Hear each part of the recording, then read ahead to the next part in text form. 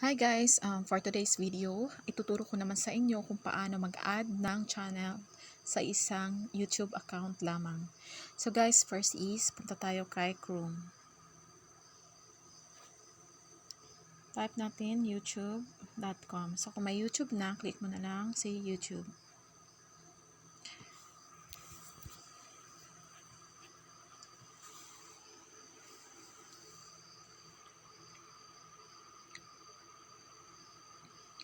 Nakikita ba natin yung youtube.com? Kasi naka-mobile siya guys. So, kailangan i-desktop site natin. Nakikita nyo yung tatlong bilog na nasa gilid. Click natin yan. So, punta tayo kay desktop. So, check natin yan. So, papakita ko sa inyo guys.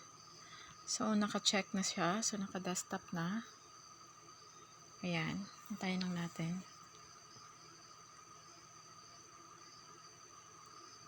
Punta ka sa channel mo. Yung yellow na nasa gilid. Yung icon na yan. Click mo yan. Tapos, punta kay settings. Punta ka kay settings. So, yan guys. Channel status and features. Kita nyo yan guys. Add or manage your channel. View advanced. So, click natin add or manage your channel.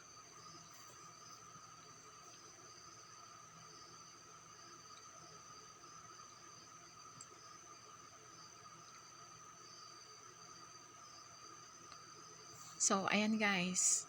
So, nakalagay dito guys is create a channel. Oh, ito na guys. Pwede ka na mag-create ng new channel mo. Ako ay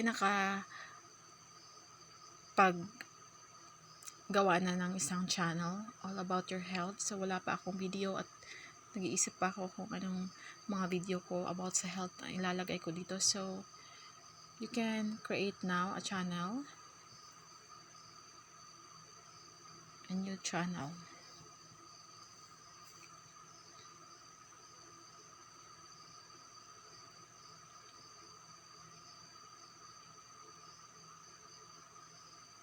So, ayan guys.